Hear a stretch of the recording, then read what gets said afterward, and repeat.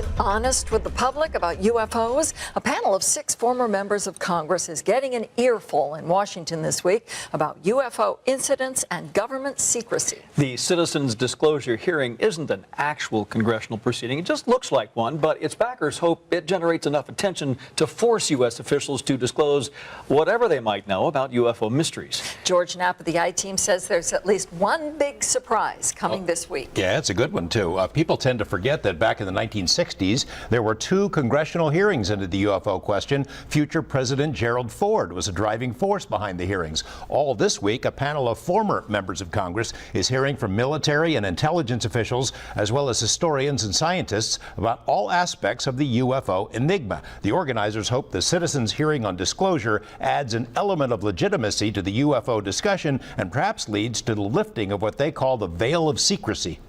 Because there is no doubt we are being visited. Scientist and explorer Dr. Edgar Mitchell, born coincidentally in the UFO hotspot of Roswell, New Mexico, started calling for the disclosure of government UFO files back in the mid-90s. One of his first interviews on the subject was with the I-Team. As the 6th man to walk on the moon, he's an American icon with extensive contacts in the government who've convinced him a UFO cover-up is real. Mitchell says it's time for full disclosure.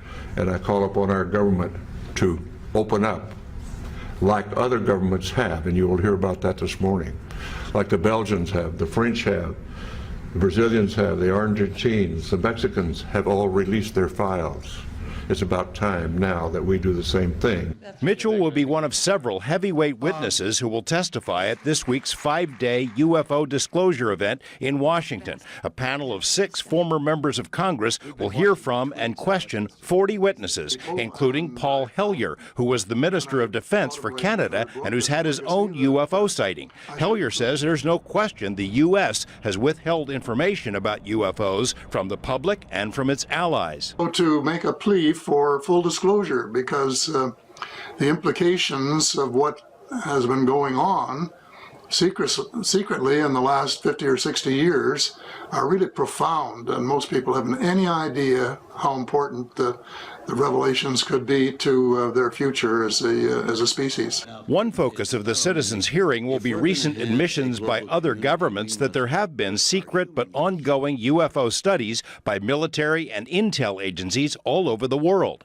Nick Pope was, for years, the UFO point man for Britain's Ministry of Defense and will testify about the release of his country's once secret files. Canadian nuclear physicist Stanton Friedman will tell the panel about military studies of UFO incidents and attempts to suppress the information, including the infamous Roswell UFO crash case. The U.S. government has denied the truth to the American people about the ET presence. That's a big deal. It's no longer justified.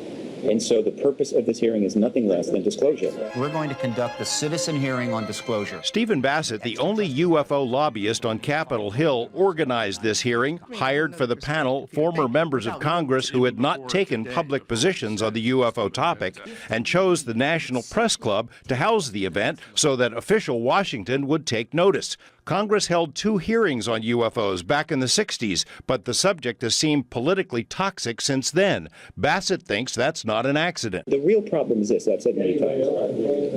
The military intelligence complex has yanked the issue out from under the political leaders.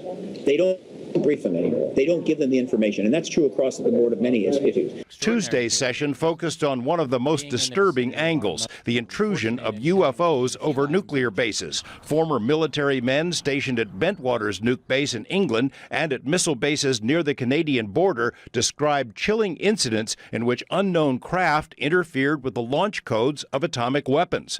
Documents squeezed out of the Pentagon show the military long ago considered UFOs to be serious business, but later denied having any interest in the subject. I've got probably a few more months to make it before my kidneys shut down. Still to come, surprise testimony from a mystery witness, the deathbed confession of an intelligence officer who worked at secret facilities in Nevada. Only a handful of people even know who he is, but the story he will tell is startling. Ed Mitchell, for one, urges an end to secrecy. There seems to have been, over the last 50 years at least, and more, a great deal of secrecy surrounding the so-called UFO event. It's a very complex subject. We're not dealing with something that's very simple here. The citizens' hearing continues all week, and for a small fee, you can watch the whole thing online. We have a link on our website, along with a background report on this hearing, the full schedule of witnesses, along with a lot of other UFO-related material, including a couple of stories we've reported over the years. Keyword UFO.